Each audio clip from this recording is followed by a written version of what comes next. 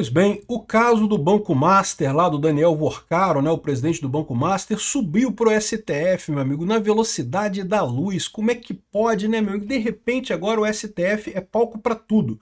O STF decide os casos no Brasil, o que ele quer julgar, o que ele não quer julgar, porque a verdade é essa, né? Deveria ser caso para a primeira instância. O Daniel Worcaro não é governador, não é deputado, não é presidente da República, então deveria ser julgado na primeira instância como qualquer pessoa normal. Ah, mas ele é rico. Isso não quer dizer nada, meu amigo. Em termos de justiça, era para ser todo mundo da primeira instância, né? Então, como é que esse processo foi parar no STF tão rápido, né? E mais do que isso, por que o Toffoli botou sigilo máximo no caso do Worcaro? Virou uma caixa preta, meu amigo. Fecha tudo. Vamos entender esse caso aqui, porque, bom, vocês sabem a resposta, né? A resposta é que, pô, isso aqui mexe com gente importante em Brasília, por mais que os nomes ainda não tenham sido expostos, eles fatalmente serão expostos em algum momento, né? Eu sou o Peter Turguniev, esse é o canal Ancapsu e essas notícias foram sugeridas por Ninfeta Libertária, Max Ray e várias outras pessoas. Obrigado aí ao pessoal que sugeriu notícias lá no nosso site, no visãolibertaria.com, e obrigado a você que está assistindo o nosso vídeo. Se você gosta do nosso conteúdo, por favor, deixe o seu like, se inscreva aqui no canal, né? Pois bem, o Toffoli decretou sigilo máximo no caso do Banco Master, né? Isso é uma coisa que chama atenção. Por quê? Porque o sigilo é a exceção no direito brasileiro. Em tese, qualquer processo deveria ser público, né? Se você está sendo acusado de alguma coisa, a coisa toda é pública, as informações estão disponíveis para qualquer um ver. Apenas em casos em que há um risco específico para alguma situação que ele pode ser decretado sigilo. Por exemplo, é muito comum isso em casos de família, para proteger a criança, né? O pai e a mãe que estão se separando, que se fodam os dois, eles são adultos, estão brigando, tem que ser tudo público, mas às vezes tem a criança envolvida, e pode prejudicar a criança, pode acabar respingando alguma coisa na criança. Então, em casos de família, é muito comum você ter sigilo nessa situação, né? E em alguns outros casos assim, mas via de regra, a justiça é para ser pública, né? Para todo mundo até poder controlar a justiça, ver se não está sendo feita nenhum absurdo, né? Ultimamente, porém, o STF tem violado esse princípio da publicidade seguidamente, né? O caso do, entre aspas, golpe do Alexandre de Moraes foi outro exemplo de inquérito que está totalmente sigiloso, ninguém sabia de nada. Ah, mas no final, quando foi julgado, o inquérito ficou público. As partes que caíram no processo final foram tornadas públicas, mas esse que é o problema, porque você pode imaginar que teve outras investigações que foram feitas pela polícia que não corroboravam a história de ficção científica inventada naquele relatório da PF e que não foram mencionadas para ninguém, nem para a defesa. Seria coisa que poderia ser usado pela defesa para defender o seu caso, né? Por exemplo, vamos supor, eu não estou dizendo que isso aconteceu, eu não tenho essa informação, mas vamos supor que houvesse uma mensagem que o pessoal capturou lá, que a polícia capturou, dizendo que não quero golpe nenhum, não vai ter golpe nenhum, não vou fazer golpe nenhum, sai pra lá e não sei o que lá. Esse tipo de mensagem não entrou no inquérito final. Por quê? Porque não interessava para o procurador, não interessava para a polícia, não corroborava a narrativa deles. Deveria ter entrado, deveria ter sido tudo público, né? Então, esse é só mais um dos absurdos desse caso do Alexandre de Moraes, aí, do, entre aspas, golpe do Alexandre de Moraes, né? E agora o Toffoli faz a mesma coisa com o caso do Daniel Worcaro. E por que ele decretou esse sigilo? Porque, né, é lógico, tem gente envolvida, gente importante envolvida nessa história. Algumas pessoas estão falando sobre a mulher do Alexandre de Moraes. Eu já expliquei para vocês que advogado não é parceiro do criminoso. Você advogar para um criminoso é você prestar um serviço para ele. Não quer dizer que você seja complacente, que você seja cúmplice do criminoso naquela empreitada criminosa, tá? Até o pior estuprador do mundo merece um advogado para guiar ele lá no processo e coisa e tal. E esse advogado certamente não é a favor do cara, ele vai defender o cara tecnicamente, vai usar a melhor técnica do direito para defender ele, mas não quer dizer que que concorde com o que o seu cliente fez, né? Agora, é verdade também que quando se trata de criminosos de alto escalão, o pessoal que tem muita bufunfa, não é incomum um advogado acabar sendo de fato um associado criminoso. Isso não é incomum. O que eu quero dizer para vocês só é o seguinte, o mero fato de alguém ser advogado de alguém não implica que essa pessoa é cúmplice ou que estaria envolvida nesse crime que a pessoa está cometendo. Pode ser que a pessoa tenha, né, que seja cúmplice, esteja envolvida no crime? Pode ser. Mas não é só o mero fato de ser ligado, não quer dizer isso, né? Então muita gente tem falado que a mulher do Alexandre de Moraes, ela defendeu o Banco Master, não o Daniel Vorcaro especificamente, mas o Banco Master, e por isso ela seria criminosa, estaria envolvida nessa história toda. Bom, de novo, o mero fato dela ter advogado para o Banco Master não quer dizer nada. Agora, pode ser que surja alguma informação mais adiante que realmente aponte para uma ligação da mulher do Alexandre de Moraes com o Banco Master e com o Daniel Vorcaro.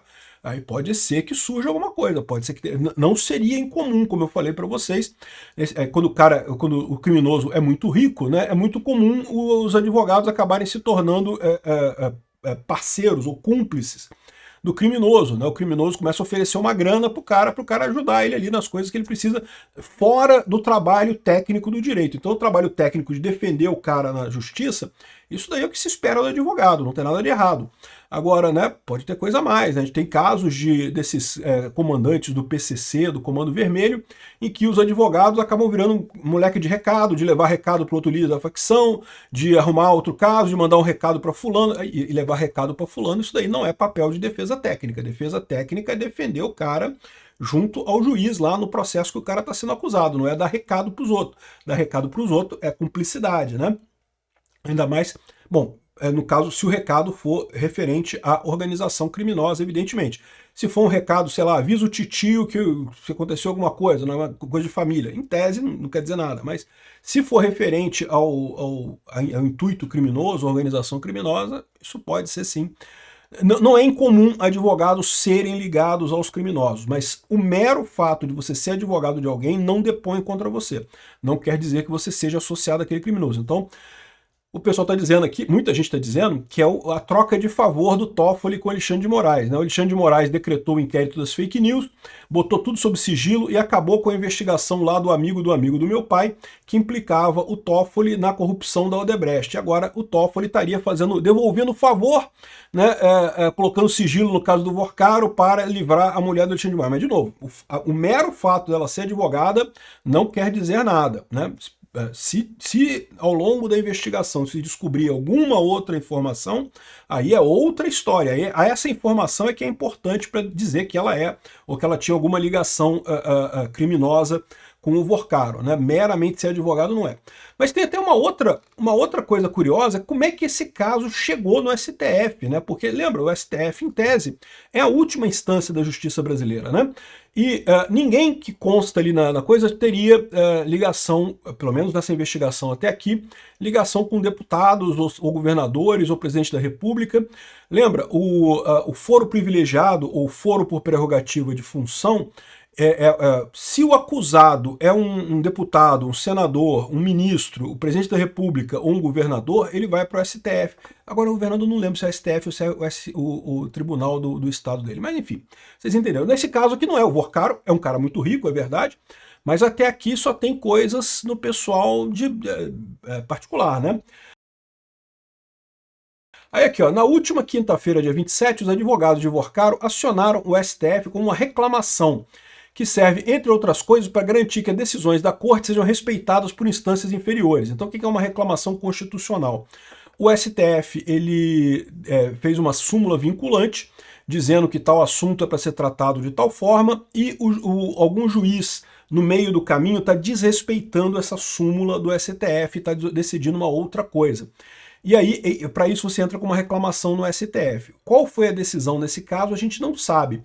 Agora, o que o Vorcaro está alegando é que a Justiça Federal de Brasília, que é onde o caso está correndo, não é o fórum competente para cuidar das investigações que o levaram à cadeia. E quer que o caso suba para o STF por conta de um contrato imobiliário apreendido pelos investigadores que menciona o deputado federal João Carlos Bacelar, do PL da Bahia. Então, duas coisas importantes. Primeira coisa, é um deputado do PL, do partido do Bolsonaro, tá? Da Bahia, né? E um contrato imobiliário que foi apreendido pelos investigadores. E aí o que ele quer dizer? Se tem um deputado envolvido, então tem que ser no STF, porque o deputado em si tem prerrogativa de foro de função. Mas a questão toda é a seguinte, a polícia não está acusando o deputado de nada. Pelo menos até aqui não existe nenhuma indicação de que o deputado tenha feito alguma coisa errada. O mero fato da pessoa ter algum contato com com algum deputado não faz com que o caso suba para o STF, não tem isso. Só se algum deputado está sendo acusado de alguma coisa, não é o caso aqui. Então essa subida para o STF foi um truquezinho mesmo. O fato do Toffoli ter aceitado essa subida para o STF, evidentemente, é porque tem coisa errada aí. Eles querem cuidar desse caso do Vorcaro. Não é o deputado João Carlos Barcelar o problema. O problema isso é uma coisa que eles acharam que podia fazer ligação, e uma ligação que não envolvesse o governo, porque o grande problema nessa história deve ser o governo. Eles não fariam essa subida para o STF se fosse coisa da oposição. Né, se fosse o Ciro Nogueira, se fosse Valdemar da Costa Neto. Não, eles querem subir para o STF para proteger o pessoal do governo. Como eu falei para vocês, o Daniel Vorcaro e o Banco Master é um caso que é bem democrático, vamos dizer assim.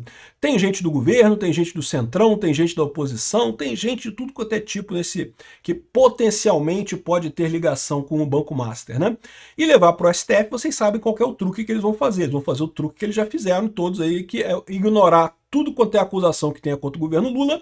Não, isso aqui não pode investigar não, porque isso aqui não tem nada a ver, isso aqui é antidemocrático, investigar o governo Lula. Agora, esse cara aqui, citar o nome do Bolsonaro, investiga imediatamente, Bolsonaro ligado no Banco Master, não sei o que lá, vão caçar qualquer coisa que tenha ligação com a oposição, porque a gente sabe que hoje em dia o STF é um tribunal de exceção, é um tribunal que persegue a direita abertamente, que está cagando para os crimes do Lula, que está cagando para a corrupção e só quer saber de tirar a direita do jogo eleitoral no Brasil, né? O processo foi atuado. Repara que o processo, a soltura dele ainda aconteceu na Justiça de Brasília, tá? A desembargadora de Brasília decidiu soltar o Daniel Vorcaro, mas a essa altura, como eu falei no último vídeo, provavelmente porque o Toffoli pediu, né? Olha só, eu vou pegar esse caso para cá, mas para não ficar feio de eu pegar e soltar o Vorcaro, ô dona desembargadora, dá um jeito aí, solta o cara aí que eu vou depois a gente acerta, a gente dá um jeito aí, né? Alguma coisa que você precisar, eu estou à disposição e coisa e tal. Troca de favores, meu amigo, é a moeda mais antiga da política, né?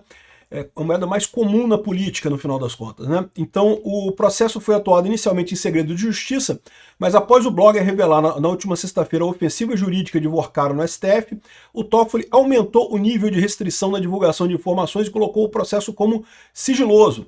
Ou seja, segredo de justiça já é a exceção da coisa. Agora ele botou tudo como sigiloso, não pode ter nenhuma informação de nada.